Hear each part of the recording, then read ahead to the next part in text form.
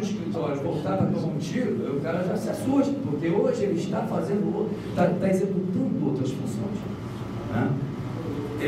Causa medo? Causa. Porque você perdeu aquele, você é vigilante, você foi preparado há 20 anos atrás para ser vigilante. Fizemos um curso aqui que não foi qualquer curso, entendeu? Foram 900 e poucas horas de curso. 967. Eu gosto do Gutenberg porque ele tem uma memória fotográfica. Eu costumo dizer que o Gutenberg é o computador da DISEG. E é mesmo.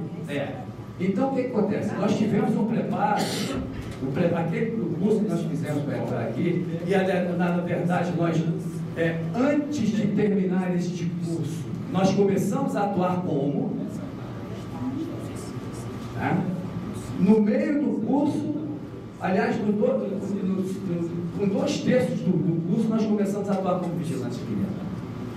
Tomar conta de unidades, tomar conta de patrimônios caríssimos, tomar conta de guaridas e fazer guaridas vizinhas à favela. Tomar conta de Dissolta. Tomar conta de Dissolta foi bem claro. Tomar conta de defuntos. Porque os miliantes faziam ali o serviço de execução e depois voltavam para tirar, para colocar em outro lugar. Então nós tomávamos conta disso também. Então as pessoas que ficaram 20 anos afastadas dessa coisa da segurança, algumas sabendo que vão ter que voltar para a pista, por assim dizer, que a nossa palavra é essa mesmo, que a gente usa isso direto, isso assusta um pouco. Mas eu não julgo não, porque se você está dentro do escritório, do nada você voltar para a pista, é complicado, assim. Você já está numa situação cômoda, em final de carreira, faltando 5, 10 anos para se aposentar. Estou chutando alto dos que são mais novos, né? Felipe, que tem 42 a 43, por aí, você não me deu um minuto, hein? Mas enfim. Então eu tentei colocar, o Nivaldo faltou responder, o Nivaldo não é nenhuma resposta, é dizer o sentimento que eu tive quando ele veio conversar comigo, quando ele me falou: Juscelino, eu passei do lado de vocês e eu gelei. E eu teria feito a mesma coisa, eu teria gelado. E você com a arma na cabeça, você perde todo o sentido de raciocínio lógico, assim. Você age no instinto de sobrevivência mesmo, assim, né? Então, eu até entendo dele não ter mais nem procurado a delegacia, porque é complicado assim. O cara fica com aquele trauma na cabeça e acha: será que eu vou resolver? Mas se a gente não for lá, não tentar, vai ficar complicado também. Você não dá subsídios para que os profissionais da área consigam pelo menos levantar, fazer o levantamento dos milianos. Então eu queria terminar assim, dizendo assim, olha, reafirmar que eu, enquanto tiver diretor, porque eu não sou diretor, eu estou diretor, né? Enquanto eu estiver diretor, eu vou tentar todos os meios para fazer com que os bandidos não venham para cá, porque eles terão dificuldade de fazer alguma coisa. Esse é o meu grande nome. O papel da DISEG que eu entendo é dificultar, fazer um serviço preventivo mesmo, em todos os sentidos, para que não ocorra o que está acontecendo hoje dentro da UFRJ. Muito obrigado.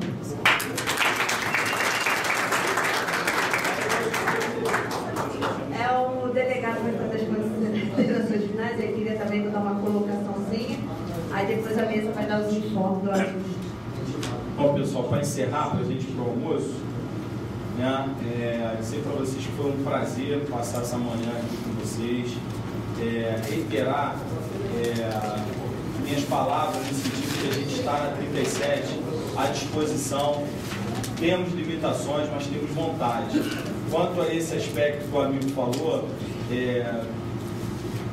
eu disse também aqui na minha preleção inicial, as nossas realidades não são diferentes, temos dificuldade, eu tenho colegas também que são delegados que têm medo também, choram, não vão, e não tem diferencial do que vai e do que não vai. É só, entendeu? Ter vontade e, vem cá, você não fez o concurso, você não ganha a mesma coisa que eu, então você se remodela, volta, enfim. São questões importantes. Eu acho que esse passo aqui é um passo importante. E finalizar dizendo, estamos lá à disposição, Renato sabe disso, a gente se fala constantemente, eu ligo para o Renato me liga, passei meus contatos, qualquer um de vocês que queira, né, necessite da 37, a 37 está de portas abertas. Abraço. A gente agradece a presença do delegado e a presença do diretor operacional de Serino, colega de trabalho, e para avisar alguns avisos de ajuste. A gente está indo agora para o almoço, então vamos marcar para volta às 14h30 e vamos ter, como o Ivan, o prefeito, ele está em Brasília, não vai poder comparecer à tarde na palestra dele, vai ser transferida a palestra do Mozart, porque o tempo, né, para não ficar uma coisa corrida, vai ficar no horário da palestra à tarde, para poder a gente ter a explanação de acordo, conforme ia ser no horário. Tá ok? Então, me convidaram, não sei como chegaram exatamente ao meu nome, aqui está por conta do aumento de vagas no fundo dos cursos noturnos, né, que na verdade já há um ano e pouco, quase um ano e meio, um ano e 2 meses, menos de um ano e meio, nós temos o GT, um grupo de trabalho dos cursos noturnos da cidade universitária, aqui do Fundão. Esse GT foi fundado a partir de um movimento da reitoria de tentar encontrar soluções imediatas, pelo menos, e passíveis, assim, imediatas e execuíveis a curto prazo para os problemas de implantação dos cursos noturnos no Fundão. A história foi mais ou menos uma professora substituta, a Fernandinha, na época era a Fernandinha, isso é coisa de carioca, né? No seu sobrenome, a gente já trata uma intimidade.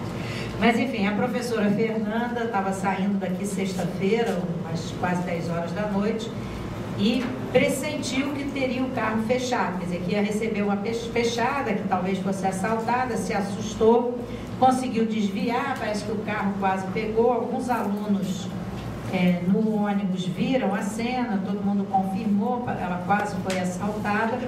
Isso gerou na Faculdade de Educação um movimento muito grande de insatisfação, porque a Faculdade de Educação, ela vem ao Fundão dar aulas desde 93, quando foram implantados os primeiros cursos noturnos, foram da Biologia, da Química, Geografia e Física, e Dança, e Educação Física, não é isso? O Chiquinho está ali, vai me dando, passo conta.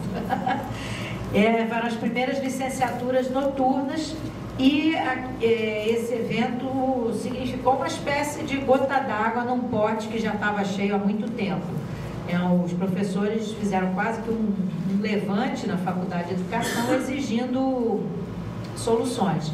E na época o professor Levi era pró-reitor de planejamento, fez uma reunião, eu recebi a convocação como diretora de unidade que estava implantando o curso noturno. A gente começou no primeiro semestre de 2010 com o curso noturno aqui na Faculdade de Letras. Além, em agosto, a gente passou a abrigar também mais 3 cursos novos aqui no prédio. Então, por conta disso, eu fui chamada para a reunião também. E, enfim, uma reunião bastante grande, envolvendo todos os docentes, envolvendo todas as unidades que tinham curso noturno. Uma discussão, vocês imaginam, bastante acalorada, porque não é fácil começar um curso noturno no Fundão. Algumas pessoas, inclusive, até hoje acham que isso é quase que uma tarefa, enfim, épica, hercúlea, né, acima das nossas forças, porque a ilha é muito deserta, muito isolada.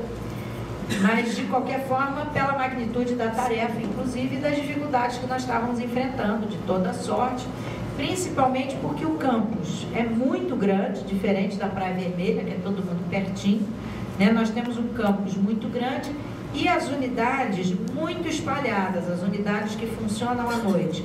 Então, para vocês terem uma ideia, a gente tem aqui no prédio da reitoria, funcionando até as 8 horas da noite, o curso de Gestão Pública e Desenvolvimento Social, é o GP10, o chamado GP10.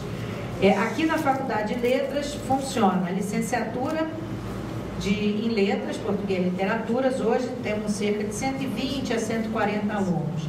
O curso de gestão, defesa e gestão estratégica internacional, ciências contábeis e biblioteconomia. São os 3 cursos que nós abrigamos aqui junto com a licenciatura à noite. Temos do outro lado da rua, no CT, no bloco E, a engenharia química. Também um curso novo, começou há 1 ano e funciona no bloco E. No bloco C, funciona a matemática, licenciatura em matemática. No bloco A, a química e a física. E no CCMN, a geografia. Não é isso? Aí a gente tem que pular lá para o CCS, tem a biologia, a farmácia, no prédio do CCS, né? Mais os...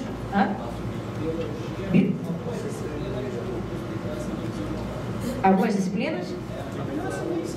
No CCS. E aí nós temos a educação física, que essa sim tem uma movimentação noturna muito grande há bastante tempo. Eu diria, acho que hoje talvez até o noturno seja mais movimentado lá do que o diurno. Com o bacharelado, agora os cursos novos de dança, né, teoria em dança. E agora funcionando também no RU, nós vamos ter, já iniciamos o curso de gastronomia, que é uma iniciativa bastante nova, né? Começou esse semestre. Acho que são esses os cursos, além daqueles antigos que eu já tinha citado. Então, nós temos hoje 14 cursos funcionando em horário noturno.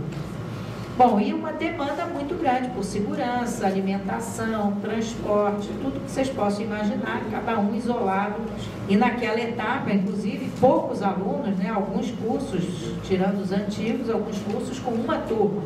Então, vocês imaginam alguém no bloco E do CT com uma turma funcionando. Em 2010, aqui em março de 2010, a Faculdade de Letras tinha uma turma de 30 alunos à noite. Então, ficavam ali os alunos e eu no meu gabinete. E o resto, bom, a Deus pertencia. Era bom para dar aula, porque o silêncio na hora de ler poesia era uma delícia. Porque fica aquele silêncio, não tinha ninguém no prédio, só a gente. Até quando eu fui procurada pela reitoria para acolher esses cursos, eu acolhi, inclusive com alegria, com disposição, porque eu acho que a melhor forma de responder ao problema da segurança, inclusive, é todo mundo ficar junto, muita gente junto, né? E eu falava, as minhas moças aqui da Faculdade de Letras precisam da companhia de mais rapazes e mais gente, movimento. Então a gente acolheu com muita alegria os 3 cursos à noite. Hoje a Faculdade de Letras já conta com um movimento noturno significativo, porque o total esse semestre chega a quase 600 pessoas aqui tendo aula, a biblioteca já fica aberta, audiovisual, enfim, tudo funcionando. Embora ainda também seja um pouco complicado, porque o laboratório de informática é sozinho no 3º andar. Né? O audiovisual não, fica próximo das aulas, mas a biblioteca também, porque ficam 2 funcionários lá no fundo, esperando alguém ir lá fazer uma consulta. Então, o início é sempre muito difícil. A gente sabe que daqui a 2 anos, com o movimento crescendo, o curso completo, todas as turmas funcionando, esse clima de desolação diminui. Mas, naquela reunião, vocês imaginam o problema que todos nós estávamos vivendo. A solução que o professor Levi encontrou naquele momento, ele não tinha, na verdade, solução nenhuma, foi propor a criação de um grupo de trabalho. E aí, desde lá, nós começamos a nos reunir quinzenalmente com ele, o professor Hélio estava sempre presente, e começamos a fazer uma discussão sobre os problemas de segurança do ponto de vista de soluções imediatas, porque quando a gente começa a discutir segurança, não só segurança, transporte, alimentação, tudo que envolve a vida noturna no fundão. E quando a gente começa a discutir os problemas, imediatamente a gente se depara com aqueles que são muito grandes, muito graves e muito além das nossas forças, porque o problema da violência, assalto, roubo, ele não tem uma relação direta com o campus. Ele é um problema da cidade, do país, do capitalismo, enfim, da sociedade contemporânea, de como a gente quiser chamar essa questão. Mas a gente vai ter que enfrentar isso enquanto estiver vivo. Se não é aqui, é em casa, é no ônibus, é a caminho de casa. Mas, de qualquer forma, a gente também tem que dar algumas respostas. Então, a nossa ideia era limpar o campo toda hora, né, toda vez que o grupo se reunia, a gente tinha que limpar o campo das discussões gerais, quer dizer, dos grandes problemas que são os que nos afetam mais, mas que a gente não pode resolver, para a gente tentar se concentrar em ações imediatas ao nosso alcance para começar a dar solução a problemas mesmo que sejam muito pequenos, mas que possam começar pelo menos a fazer com que a comunidade se sinta menos desamparada, porque eu acho que isso é uma fonte de sofrimento para a gente, o desamparo. Eu não consegui falar de manhã depois do vídeo, mas é evidente que o problema do Nelsinho não é só a possibilidade de investigar ou não os responsáveis pelo crime, mas é o modo como a gente vai se sentir amparado pela universidade num momento de sofrimento, né? É o modo como o jornal da UFRJ trata o problema, né? A internet, a Folha, o modo como ele é lembrado nas solenidades, enfim, isso tudo diz muito a esse nosso sentimento de desolação, de abandono, que eu acho que é aquele que a gente dá conta de pelo menos tentar minimizar. Então, por exemplo, aqui na Faculdade de Letras, a solução que a gente tentou encaminhar foi, por exemplo, colocar uns holofotezinhos com uma iluminação um pouco mais forte, mesmo, porque vamos licitar, vamos fazer uma espécie de corredor de luz, a ideia é essa, do CCMN até a Letras, por dentro dos estacionamentos, deixar aquilo bem iluminado. Bom, vai licitar um dia, a gente sabe, vai parar na procuradoria não sei quanto tempo, um dia vai chegar a iluminação, mas enquanto isso não chega, eu vou fazer as minhas gambiarras, né? Penduro aqui uns holofotezinhos, aumento a luz no caminho do aluno, né? Onde os estudantes e os professores vão andar do ponto de ônibus até a faculdade, e isso diminui a sensação de abandono. E colocamos também uma câmerazinha virada para o ponto de ônibus, de forma que, porque realmente quem passa aqui de noite e vê agora não porque o ponto fica cheio, mas eram aqueles 3, 4 aluninhos, aquele deserto, tudo escuro em volta, porque não é só a rua, é porque atrás está tudo escuro, como não tem um monte de prédio, então a gente fica numa moldura de escuridão que aumenta a nossa sensação de abandono. Porque eu acho que o principal que a gente deve tratar nessa situação não é só a segurança em si, até porque as ocorrências dentro do Fundão à noite, então, são pequenas. Elas, comparadas com outras regiões da cidade, não é o nosso maior problema. Mas a sensação de abandono, da gente estar sozinha nessas ruas tão vazias, ela é um problema tão real quanto a arma na frente da gente, né? Quer dizer, algumas pessoas tendem a minimizar a sensação de insegurança, mas ela adoece a todos nós, tanto quanto a experiência que nós estávamos partilhando de sermos assaltados no Fundão, né? Como eu fui, mas às 2 horas da tarde, levaram o carro às 2 horas da tarde. Então, assim, porque também é da vida, né? Enfim, foram profissionais, foram rápidos, indolor, tudo bem, levaram o carro, pronto, acabou, mas não é agradável você ter uma arma apontada na sua direção. Mas, enfim, o GT tenta buscar essas soluções, né?